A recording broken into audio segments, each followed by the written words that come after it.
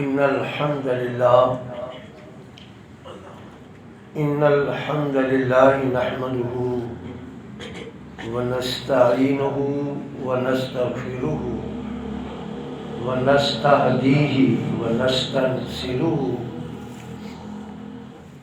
ونعوذ بالله من شرور أنفسنا ومن سيئات أعمالنا من يهده الله فلا مضل له ومن يضلله فلا هادي له وأشهد أن لا إله إلا الله وحده لا شريك له وأشهد أن محمدا عبده ورسوله أما بعد فإن أحسن الحديث كتاب الله وخير الهدي هدي محمد صلى الله عليه وسلم وشر الأمور محدثاتها وكل محدثة بدعة وكل بدعة ضلالة وكل ضلالة في النار اللهم صل على محمد وعلى آل محمد كما صليت على إبراهيم وعلى آل إبراهيم إنك حميد مجيد اللهم بارك على محمد وعلى آل محمد كما باركت على إبراهيم وعلى آل إبراهيم إنك حميد مجيد أعوذ بالله من الشيطان الرجيم بسم الله الرحمن الرحيم ذرني ومن خلقت وحيدا وجعلت له مالا ممدودا وبنين شهودا ومهدت له تمهيدا ثم يطمع أن أزيد كلا إنه كان لآياتنا عنيدا سأرهقه صعودا ذرنی ومن خلقت وحیدا رحمت عالم صلی اللہ علیہ وسلم آپ الگ رہیں، میں نمٹ لوں گا اس سے جسے میں نے تنہا پیدا کیا۔ وَجَعَلْتُ لَهُ مَالًا مَمْدُودًا،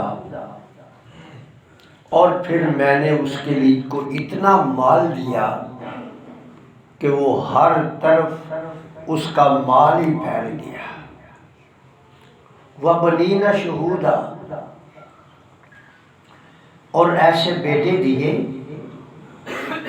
جو اس کے ہر وقت دست راست بنے رہتے ہیں۔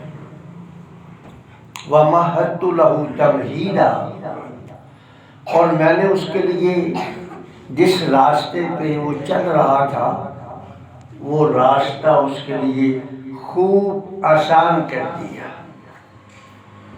ثم يطمع ان ازید، وہ پھر بھی یہ لالچ کرتا ہے کہ میں اسے اور دوں۔ کلا، ہرگز نہیں، سأرهقه صعودا، میں اسے کٹھن مشکل بلند و بالا گھاٹیوں کے اوپر سے گزاروں گا۔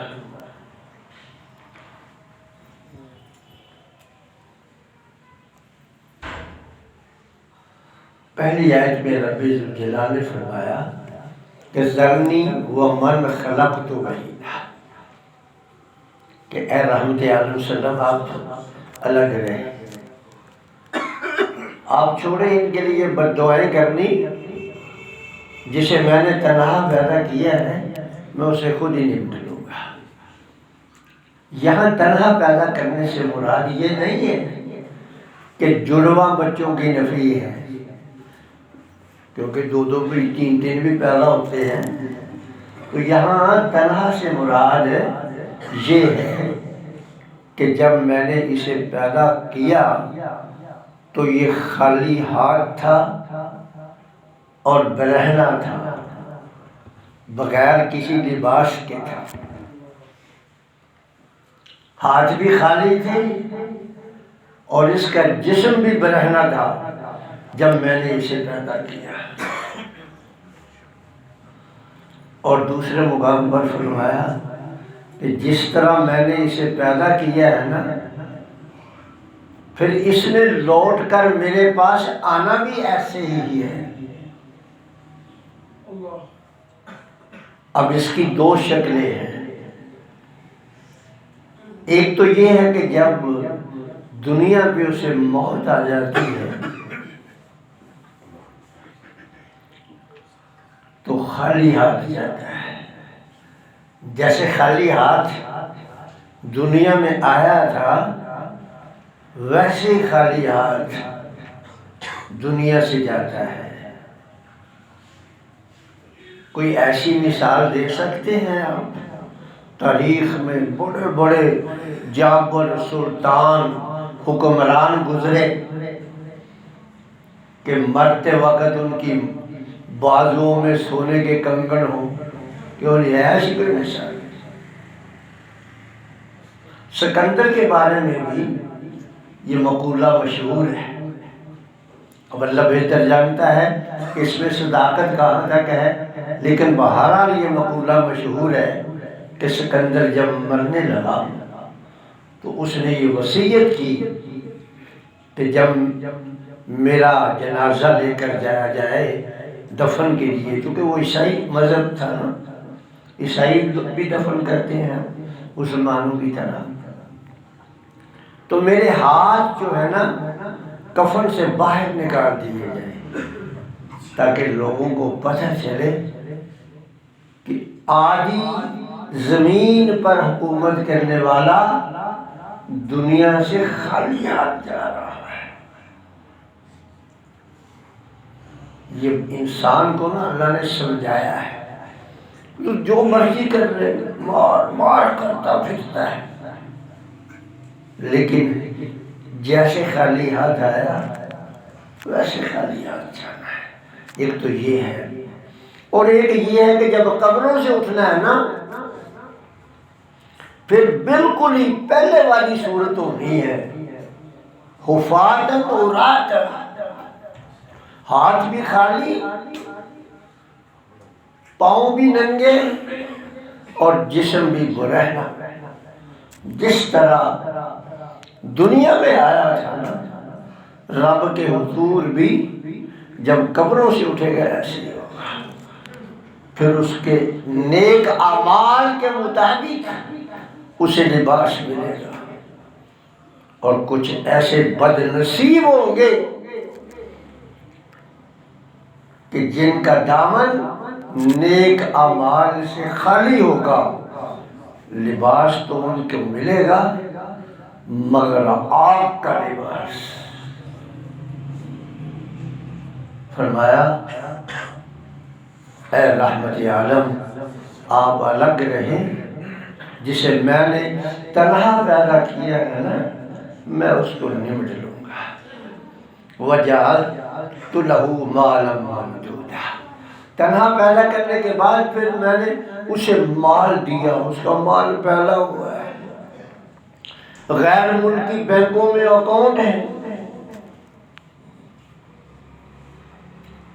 بیرون ملک بڑی بڑی جائیدادیں ہیں،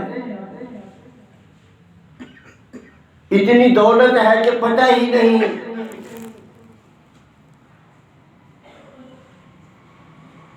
اتنا مال اس کو میں نے دیا، اور وہ یہ مت سمجھے کہ یہ جو میں نے مال و زر اس کو دیا ہے یہ میری رضامندی کی علامت ہے، نہیں، یہ اس کی آزمائش ہے۔ میں نے اسے دولت سے مالا مال اس لیے کر دیا ہے کہ میں دیکھوں اما شاکرا و اما کفورا، کہ یہ اس دولت کے بدلے میرا شکر ادا کرتا ہے یا میری ناشکری کرتا ہے۔ میرے بھائیوں، ہر انسان ہر وقت آزمائش سے گزر رہا ہے۔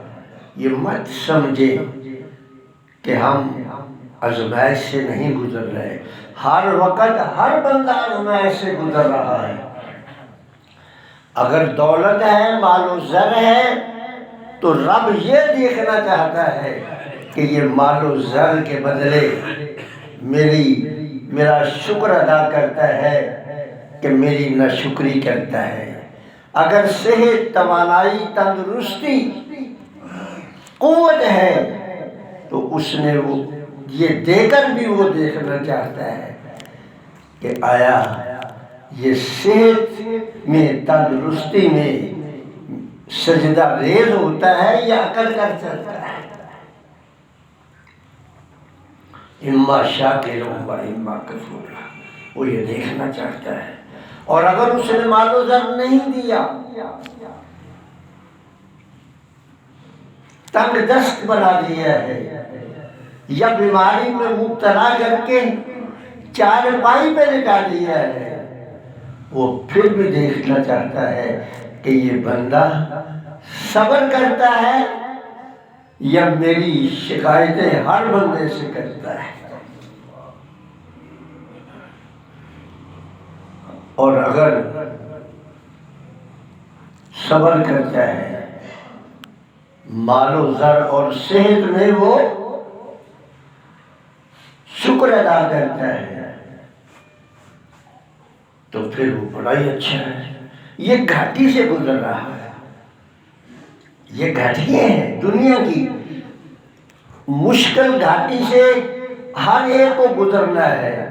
اب انسان کی مرضی ہے وہ دنیا میں مشکل گھاٹیوں سے گزر جائے یا دنیا میں عیش و عشرت کر لے اور قیامت کے دن مشکل گھاٹی سے پھر گزرنا پڑے گا۔ رسول اللہ نے فرمایا کہ نعمتان عظیمتان، دو نعمتیں رب کی بڑی عظمت والی ہیں، لیکن ان دونوں نعمتوں سے نا اکثر لوگ غافل ہیں، اس سے فائدہ حاصل نہیں کرتے۔ پوچھا گیا کون سی؟ آپ نے فرمایا ایک صحت، تندرستی، یہ اللہ کی بہت بڑی نعمت ہے، اور دوسری فراغت کا وقت، جب آدمی کی معاشی ذمہ داریاں ختم ہو جاتی ہیں۔ جیسے میری عمر کے لوگ ہیں، بھائی صاحب بیٹھے ہیں، یہ بھائی صاحب بیٹھے ہیں، بچے بڑے ہو گئے ہیں، وقت فارغ ہے، یہ بھی آزمائش ہے کہ آیا یہ فراغت کے وقت میں فَإِذَا فَرَغْتَ فَانْصَبْ وَإِلَىٰ رَبِّكَ فَارْغَب، کیا یہ فراغت کے وقت میں میری طرف رجوع کرتا ہے یا موبائل کی سکرین کھول کر؟ ہے جی، آج دیکھ لیں، میری عمر کے ہیں، موبائل کی سکرین کھول کر جو جی لگے ہوئے ہیں، کہتے کیا ہے جی؟ وقت پاس ہو رہا ہے۔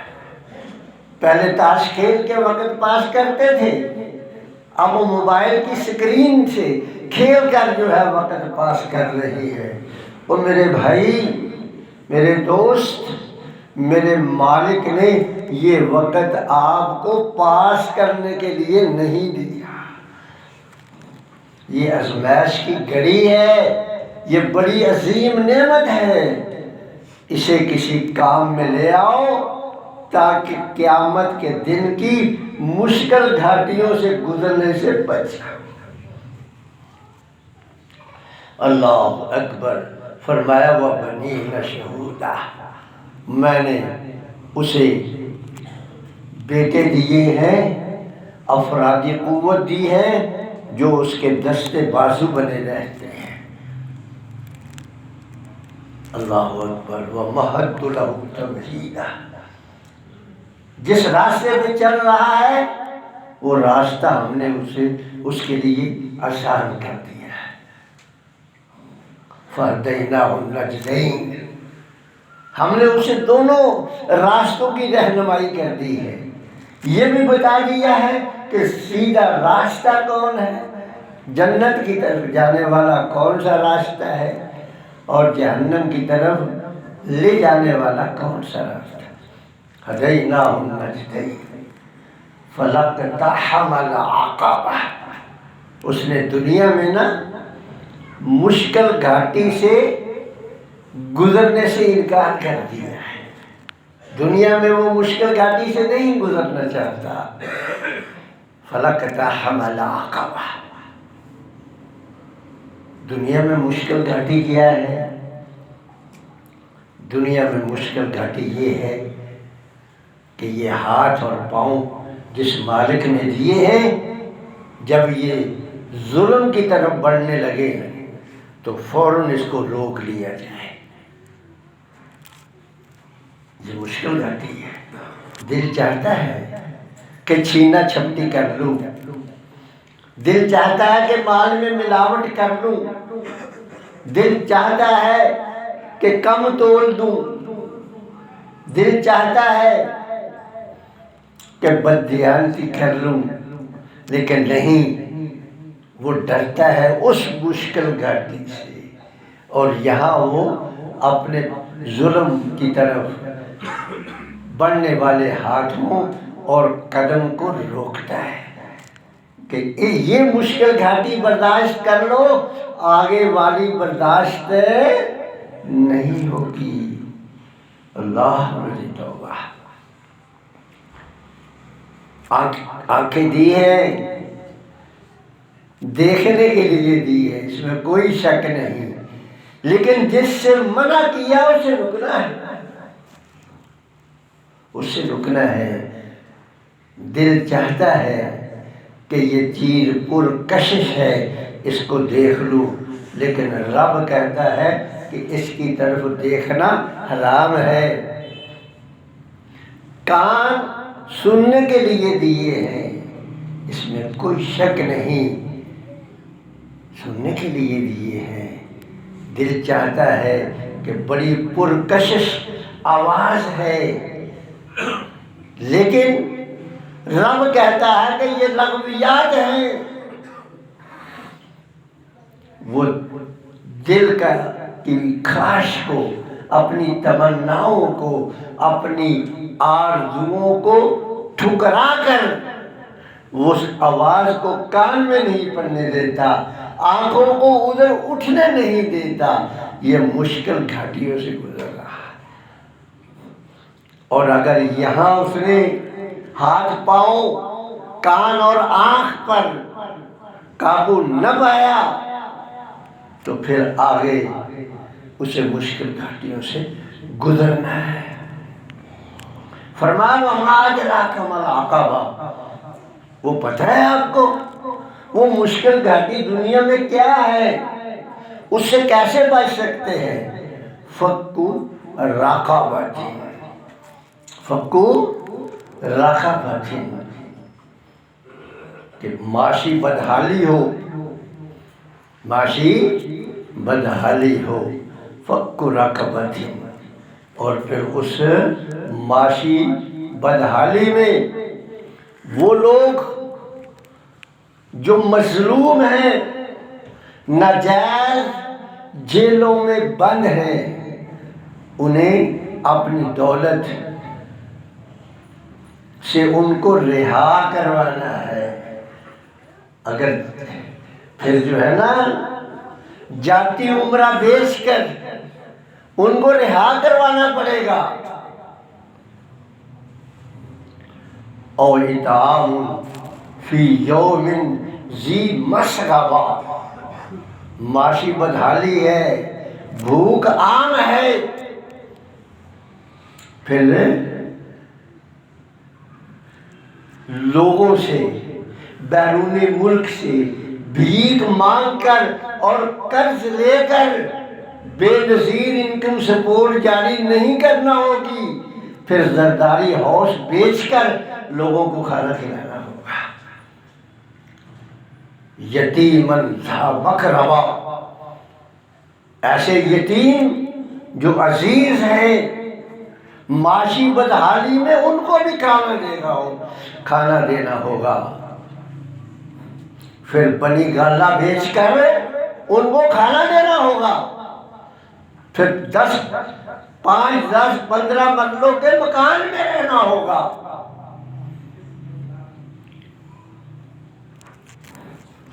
او مسکینن ذا متربہ، یا پھر وہ جو خاک نشین ہیں، بوریا نشین ہیں، معاشی بدحالی میں ان کی مدد کرنا ہوگی. بھلے تمہیں اس کے لیے چک شہزاد بیچنا پڑے، یہ کام کرنے ہوں گے. یہ مشکل گھاٹیوں سے گزرنا ہوگا. اور اگر نہیں ایسا کیا پھر کیا ہوگا؟ فرمایا پھر سأرهقه صعودا، اگر دنیا میں مشکل گھاٹیوں سے نہیں نہ گزرا، یہ کام نہ کیا، اور کی طمع اور آ جائے اور آ جائے، ہر کو بڑی کمپنی میں میرے شیئر ہو جائیں، بیرون ملک بینکوں میں میری رقمیں جمع ہو جائیں، بیرون ملک پراپرٹیاں خرید لی جائیں، تو پھر میں کیا کروں گا؟ سأرهقه صعودا، پھر قیامت کے دن میں اسے مشکل ترین بلند و بالا گھاٹیوں سے گزاروں گا. اور وہ گھاٹی کیا ہے؟ یہ جو جہنم ہے نا، یہ بات میری ذرا غور سے سن لینا. جہنم ایسے نہیں ہے کہ بھئی یہ جیسے میرے پاس ٹیبل پڑا ہوا ہے کہ یہ جہنم ہے اور ادھر جنت ہے. ایسا نہیں ہے. یہ ٹیبل ہے نا میرے پاس پڑا ہوا، مطلب ادھر جہنم ہے اور ادھر ہے جنت ہے، ایسا نہیں ہے. ایسا نہیں ہے کہ اس کے اوپر سے گزر کر ادھر چلے جانا ہے، نہیں. نیچے جہنم ہے اور اوپر جنت ہے. 70,000 سال کی مسافت کا سفر ہے. اب آپ اندازہ لگا لیں کہ پھر وہ گھاٹی کتنی بلند ہوگی. کبھی باہر جو ہے جہاز کبھی اٹھتا دیکھا ہے نا، ایسے جاتا ہے نا، ایسے. کیوں ایسے ہے کہ نہیں؟ ایسا تو نہیں ہے، ایسے تو نہیں کرتا نا، ایسے جاتا ہے.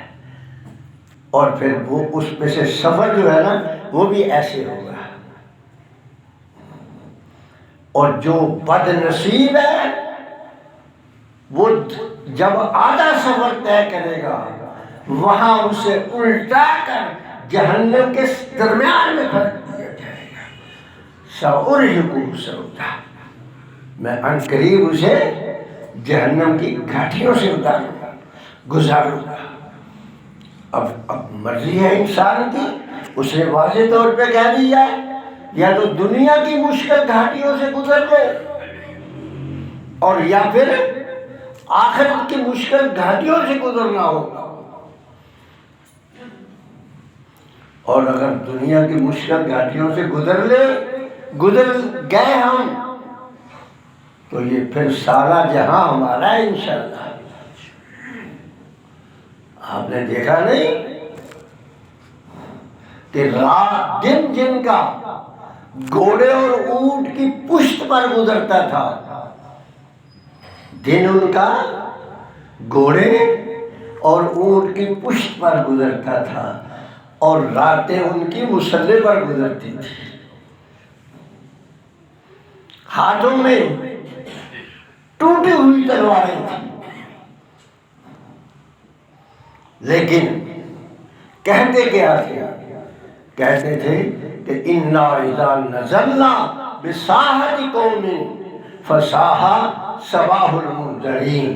اور دنیا کے کافروں، ہم سے متھا سوچ کر لگانا، جو ہم سے متھا لگائے گا اس کی صبح بخیر نہیں ہوگی۔ اِنَّا اِذَا نَزَلْنَا بِسَاحَةِ قَوْمٍ فَسَاحَ صَبَاحُ الْمُنذَرِينَ، جو متھا ہم سے لگائے گا اس کی دنیا بخیر نہیں ہوگی۔ پھر یہ نعرہ لگاتے ہوئے دشمن کے میدانوں میں گھس جاتے تھے۔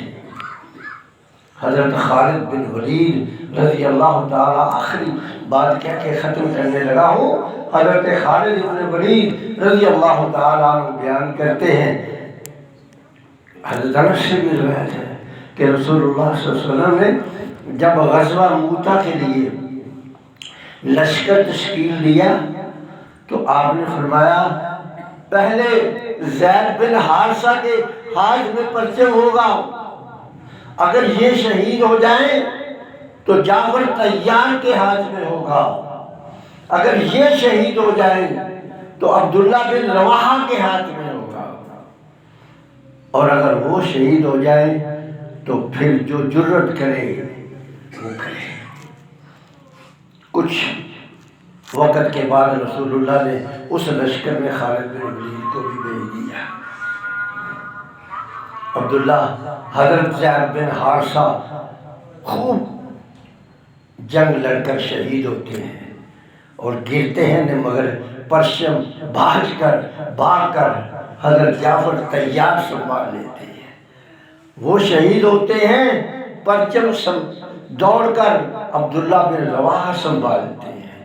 وہ شہید ہوتے ہیں، خالد بن ولید سنبھالتے ہیں، اور خالد بن ولید کہتے ہیں کہ اس دن میری 9 تلواریں ٹوٹی اور 10ویں تلوار میرے ہاتھ میں یمن کی بنی ہوئی تھی جس کا دستہ نہیں تھا۔ پھر رب بے دست تلواروں کے ساتھ بھی فتح دے دیتا ہے، اور اگر مشکل گھاٹیوں سے نہ گزرے تو واللہ یہ آٹم بھی، یہ پھر ایٹم بھی فائدہ نہیں دیتے۔ اللہ سے دعا ہے کہ اللہ تعالیٰ ہمیں قیامت کی مشکل گھاٹیوں سے گزارنے کی بجائے ہمیں یہ توفیق دے کہ ہم دنیا کی مشکل گھاٹیوں سے گزر جائیں۔ وآخر دعوانا الحمدللہ۔